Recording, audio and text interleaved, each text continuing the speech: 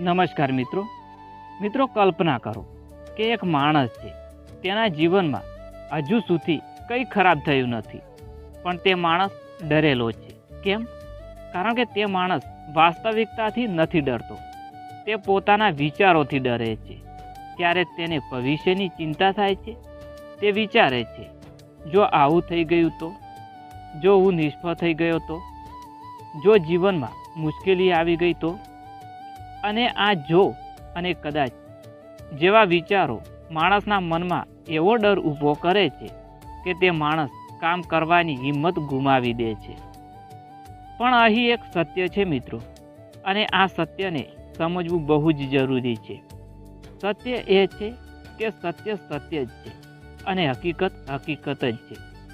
કુદરત, આ પ્રકૃતિ, તે માણસના વિચારો પર નથી ચાલતી. જો કોઈ માણસ દિવસભર વિચારે છે કાલે સૂર્ય ઉગશે કે નહીં, તો શું ખરેખર સૂર્ય ઉગવાનું બંધ કરી દેશે?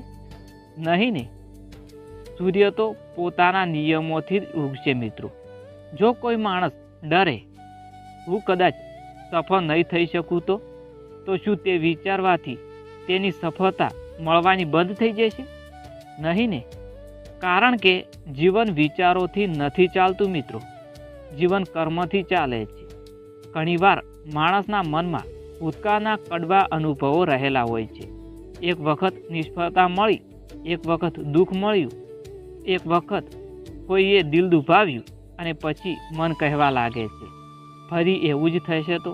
પણ યાદ રાખજો મિત્રો, ભૂતકાળ માત્ર એક યાદ છે, ભવિષ્ય માત્ર એક કલ્પના છે, અને સત્ય તો વર્તમાન ક્ષણ જ છે. ભગવાન શ્રી કૃષ્ણ પણ ગીતામાં કહે છે કે માણસને કર્મ કરવાનો અધિકાર છે, પરિણામની ચિંતા કરવાનો નહીં.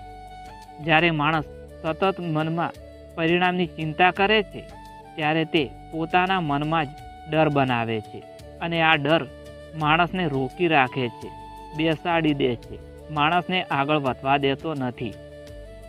પણ હકીકત એ છે કે જીવનમાં આગળ વધવા માટે સાહસ જોઈએ, વિચારો નહીં. કારણ કે વિચારો તો હજારો આવશે, પણ પગલું તો એક જ ભરવાનું હોય છે. જ્યારે તમે કામ શરૂ કરો છો ત્યારે જ જીવન બદલાવા લાગે છે. અને યાદ રાખો મિત્રો, કુદરતનો એક સુંદર નિયમ છે, જે ચાલે છે તેને જ રસ્તા મળે છે, જે પ્રયત્ન કરે છે તેને જ તકો મળે છે, અને જે હિંમત રાખે છે તેને જ સફળતા મળે છે. માત્ર વિચારોમાં ડરવાથી કંઈ બદલાતું નથી.